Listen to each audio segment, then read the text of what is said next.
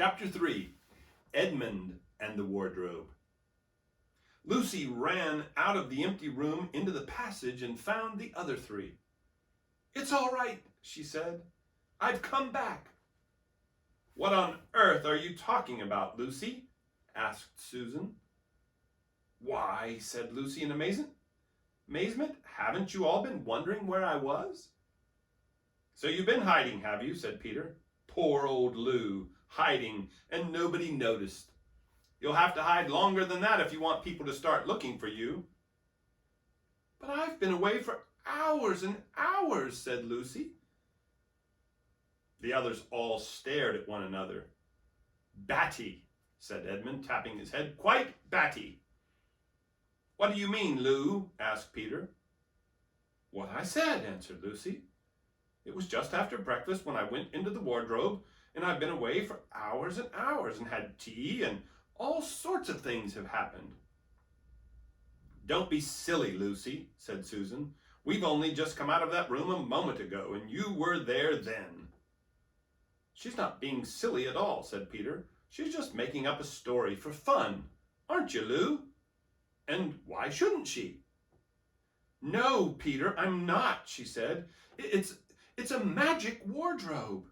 There was a wood inside it, and it's snowing, and there was a faun and a witch, and it's called Narnia. Come and see." The others did not know what to think, but Lucy was so excited that they all went back with her into the room. She rushed ahead of them, flung open the door of the wardrobe, and cried, "Now, go in and see for yourselves." "Why, you goose," said Susan, putting her head inside and pulling the fur coats apart. "It's just an ordinary wardrobe. Look, there's the back of it."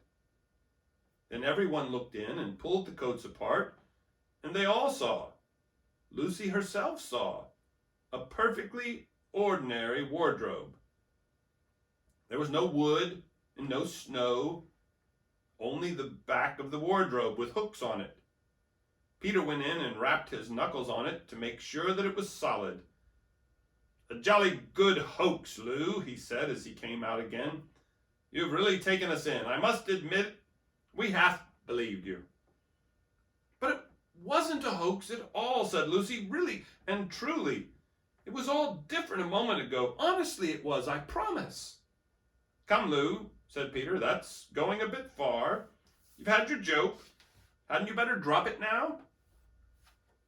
Lucy grew very red in the face and tried to say something, though she hardly knew what she was trying to say, and burst into tears.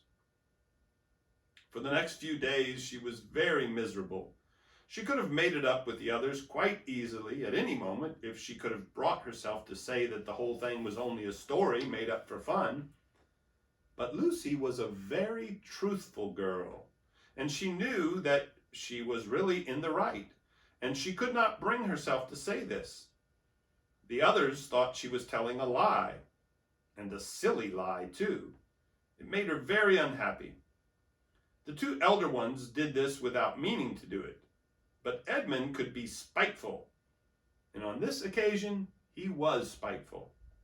He sneered and jeered at Lucy and kept on asking her if she found any other new countries in other cupboards all over the house.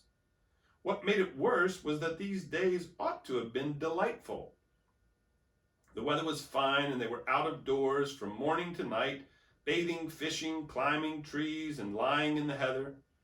But Lucy could not properly enjoy any of it, and so things went on until the next wet day. That day, when it came to the afternoon and there was still no sign of a break in the weather, they decided to play hide and seek. Susan was it, and as soon as the others scattered to hide, Lucy went to the room where the wardrobe was. She did not mean to hide in the wardrobe because she knew that would only set the others talking again about the whole wretched business. But she did want to have one more look inside it, for by this time she was beginning to wonder herself whether Narnia and the faun had not been a dream. The house was so large and complicated and full of hiding places that she thought she would have time to have one look into the wardrobe and then hide somewhere else. But as soon as she reached it, she heard steps in the passage outside, and then there was nothing for it but to jump into the wardrobe and hold the door closed behind her. She did not shut it properly because she knew that it is very silly to shut oneself into a wardrobe, even if it is not a magic one. Now the steps she had heard were those of Edmund, and he came into the room just in time to see Lucy vanishing into the wardrobe. He at once decided to get into it himself, not because he thought it a particularly good place to hide, but because he wanted to go on teasing her about her imaginary country. He opened the door. There were the coats hanging up as usual, and the smell of mothballs, and darkness, and silence, and no sign of Lucy. "She thinks I'm Susan come to catch her," said Edmund to himself, "and so she's keeping very quiet in at the back." He jumped in and shut the door, forgetting what a very foolish thing this is to do. Then he began feeling about for Lucy in the dark. He had expected to find her in a few seconds and was very surprised when he did not. He decided to open the door again and let in some light, but he could not find the door either. He didn't like this at all and began groping wildly in every direction. He even shouted, "Lucy! Lou! Where are you? I know you're here." There was no answer, and Edmund noticed that his own voice had a curious sound. Not the sound you'd expect in a cupboard, but a kind of open air sound. He also noticed that he was unexpectedly cold. And then he saw a light. "Thank goodness," said Edmund. "The door must have swung open of its own accord." He forgot all about Lucy and went toward the light, which he thought was the open door of the wardrobe. But instead of finding himself stepping out into the spare room, he found himself stepping out from the shadow of some thick, dark fir trees into an open place in the middle of a wood. There was crisp, dry snow under his feet, and more snow lying on the branches of the trees. Overhead there was a pale blue sky, the sort of sky one sees on a fine winter day in the morning. Straight ahead of him he saw between the tree trunks the sun, just rising, very red and clear. Everything was perfectly still, as if he were the only living creature in that country. There was not even a robin or a squirrel among the trees, and the wood stretched as far as he could see in every direction. He shivered. He now remembered that he had been looking for Lucy, and also how unpleasant he had been to her about her imaginary country, which now turned out not to have been imaginary at all. He thought that she must be somewhere quite close, and so he shouted, "Lucy! Lucy! I'm here too! Edmund!" There was no answer. "She's angry about all the things I've been saying lately," thought Edmund. And though he did not like to admit that he had been wrong, he also did not much like being alone in this strange, cold, quiet place. So he shouted again, "I say, Lou, I'm sorry I didn't believe you. I see now you were right all along. Do come out. Make it Pax." Still there was no answer. "Just like a girl," said Edmund to himself, "sulking somewhere and won't accept an apology." He looked around him again and decided he did not much like this place, and had almost made up his mind to go home, when he heard very far off in the wood a sound of bells. He listened, and the sound came nearer and nearer, and at last there swept into sight a sledge drawn by 2 reindeer. The reindeer were about the size of Shetland ponies, and their hair was so white that even the snow hardly looked white compared with them. Their branching horns were gilded and shone like something on fire when the sunrise caught them. Their harness was of scarlet leather and covered with bells. On the sledge, driving the reindeer, sat a fat dwarf who would have been about 3 feet high if he had been standing. He was dressed in polar bear's fur, and on his head he wore a red hood with a long gold tassel hanging down from its point.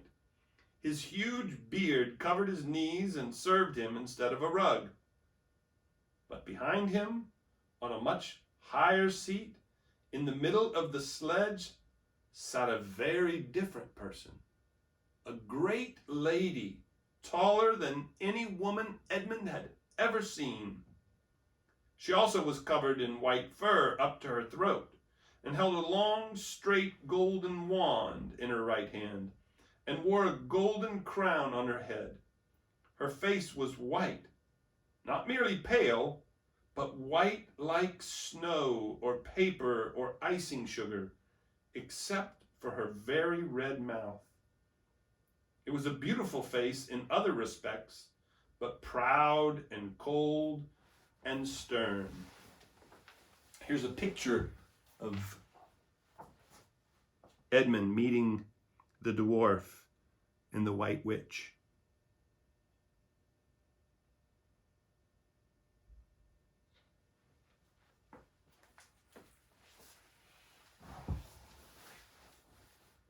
The sledge was a fine sight as it came sweeping toward Edmund, with the bells jingling and the dwarf cracking his whip and the snow flying up on each side of it. "Stop!" said the lady, and the dwarf pulled the reindeer up so sharp that they almost sat down. Then they recovered themselves and stood champing their bits and blowing. In the frosty air, the breath coming out of their nostrils looked like smoke. "And what, pray, are you?" said the lady, looking hard at Edmund. My name's Edmund," said Edmund rather awkwardly. He did not like the way she looked at him. The lady frowned. "Is that how you address a queen?" she asked, looking sterner than ever. I beg your pardon, your majesty, I didn't know," said Edmund. "Not know the Queen of Narnia?" cried she. "Ha! You shall know us better hereafter, but I repeat, what are you?" "Please, your majesty," said Edmund, "I don't know what you mean. I'm at school, at least I was. It's the holidays now." That's the end of chapter 3. Shall we keep reading? All right. Chapter 4. Turkish Delight. "But what are you?" said the queen again. "Are you a great overgrown dwarf that has cut off its beard?" "No, your majesty," said Edmund. "I've never had a beard. I'm a boy." "A boy," said she. "Do you mean you are a son of Adam?" Edmund stood still, saying nothing. He was too confused by this time to understand what the question meant. "I see you're an idiot, whatever else you may be," said the queen. "Answer me once and for all, or I shall lose my patience. Are you human?" "Yes, your majesty," said Edmund. "And how, pray, did you come to enter my dominions?" "Please, your majesty, I came in through a wardrobe." "A wardrobe? What do you mean?" I opened a door and just found myself here, your majesty," said Edmund. "Ha!" said the queen, speaking more to herself than to him. A door from the world of men. I've heard of such things. This may wreck all. But he is only one, and he is easily dealt with." As she spoke these words, she rose from her seat and looked Edmund full in the face, her eyes flaming. At the same moment, she raised her wand. Edmund felt sure that she was going to do something dreadful, but he seemed unable to move. Then, just as he gave himself up for lost, she appeared to change her mind. "My poor child," she said in a quite different voice, "how cold you look. Come, and sit with me here on the sledge, and I will put my mantle round you, and we will talk." Edmund did not like this arrangement at all, but he dared not disobey. He stepped onto the sledge and sat at her feet, and she put a fold of her fur mantle around him and tucked it well in. "Perhaps something hot to drink," said the Queen. "Should you like that?" "Yes, please, your Majesty," said Edmund, whose teeth were chattering. The Queen took from somewhere among her wrappings a very small bottle which looked as if it were made of copper. Then, holding out her arm, she let one drop fall from it into the snow beside the sledge. Edmund saw the drop for a second in midair, shining like a diamond. But the moment it touched the snow, there was a hissing sound, and there stood a jeweled cup full of something that steamed. The dwarf immediately took this and handed it to Edmund with a bow and a smile. Not a very nice smile. Edmund felt much better as he began to sip the hot drink. It was something he had never tasted before. Very sweet and foamy and creamy, and it warmed him right down to his toes. Here's a picture of the dwarf with the drink.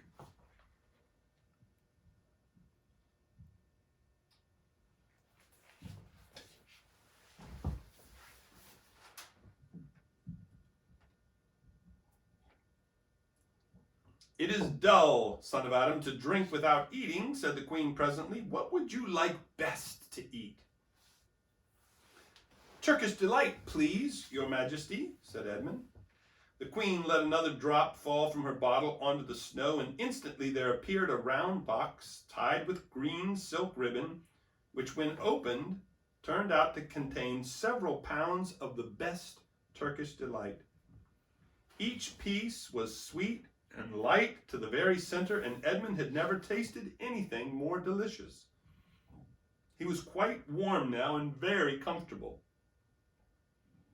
While he was eating, the Queen kept asking him questions. At first, Edmund tried to remember that it is rude to speak with one's mouth full, but soon he forgot about this and thought only of trying to shovel down as much Turkish delight as he could. And the more he ate, the more he wanted, and he never asked himself why the Queen should be so inquisitive. She got him to tell her that he had one brother and two sisters, and that one of his sisters had already been in Narnia and had met a faun there, and that no one except himself and his brothers and sisters knew anything about Narnia. She seemed especially interested in the fact that there were 4 of them and kept on coming back to it. "You are sure there are just 4 of you?" she asked. "2 sons of Adam and 2 daughters of Eve, neither more nor less?" And Edmund, with his mouth full of Turkish delight, kept on saying, "Yes, I told you that before," and forgetting to call her your Majesty, but she didn't seem to mind now. At last the Turkish delight was all finished, and Edmund was looking very hard at the empty box, and wishing that she would ask him whether he would like some more. Probably the Queen knew quite well what he was thinking, for she knew, though Edmund did not, that this was enchanted Turkish delight, and that anyone who had once tasted it would want more and more of it, and would even, if they were allowed, go on eating it till they killed themselves. But she did not offer him any more.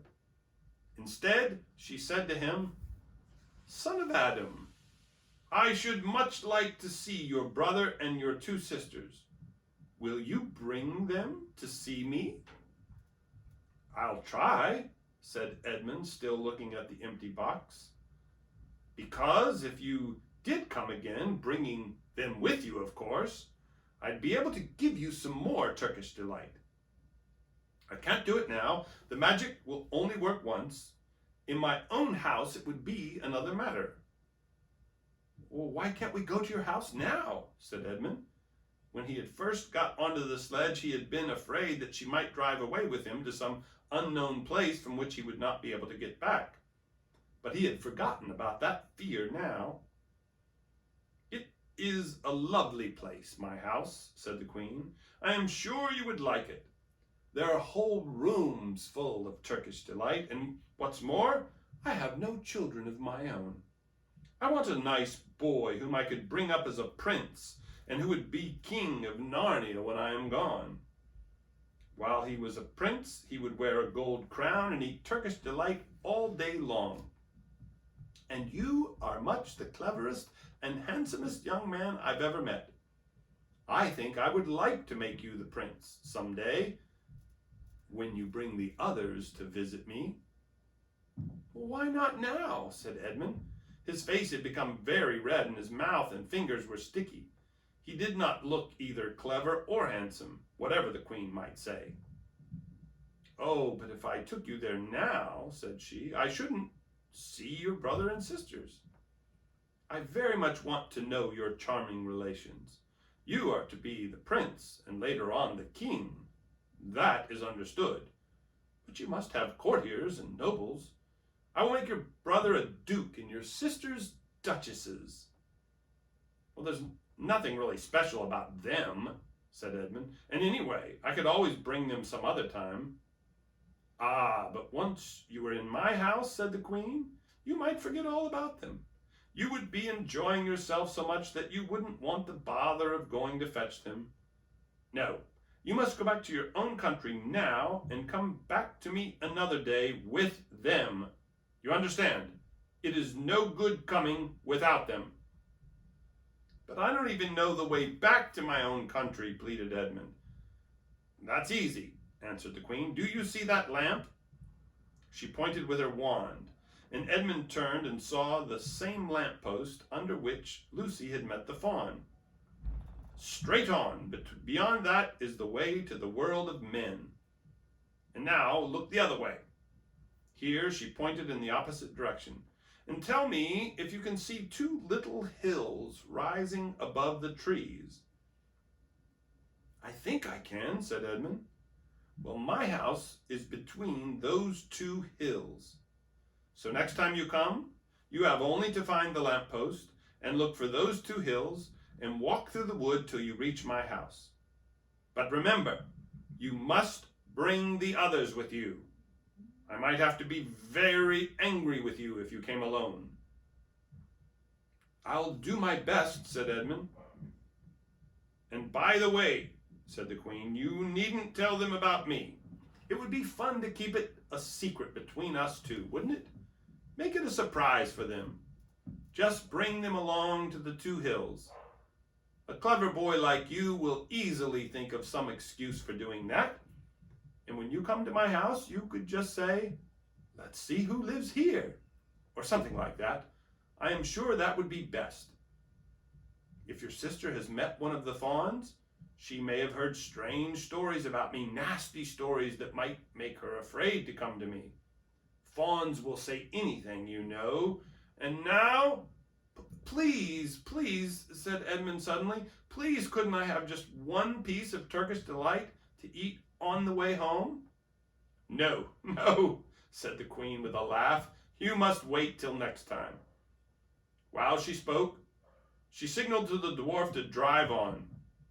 But as the sledge swept away out of sight, the queen waved to Edmund, calling out, next time, don't forget, come soon."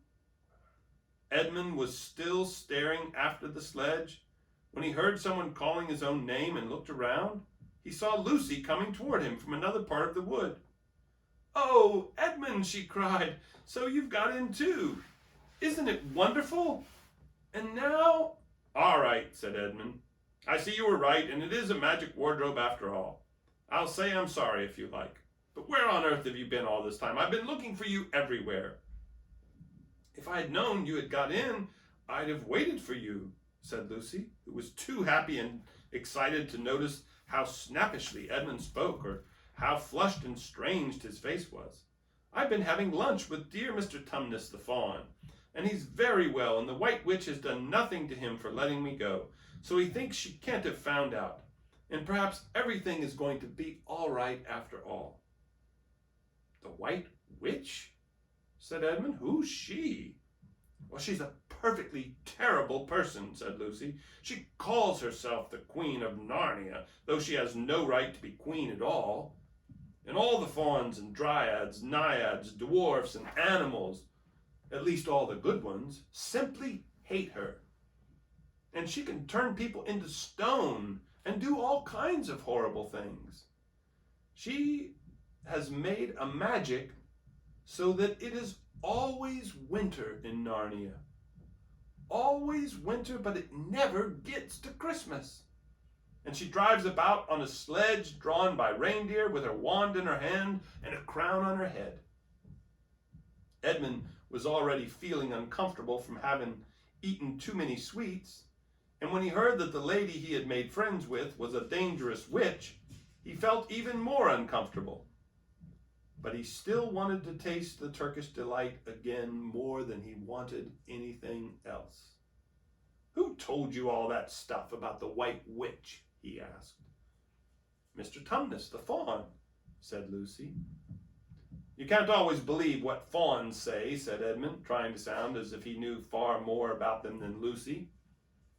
"Who said so?" asked Lucy. "Everyone knows it," said Edmund. "Ask anybody you like. But it's pretty poor sport standing here in the snow. Let's go home."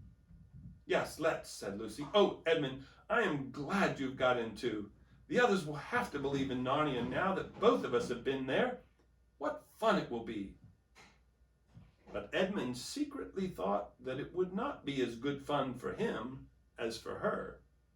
He would have to admit that Lucy had been right before all the others, and he felt sure the others would be on the side of the fauns and the animals, but he was already more than half on the side of the witch.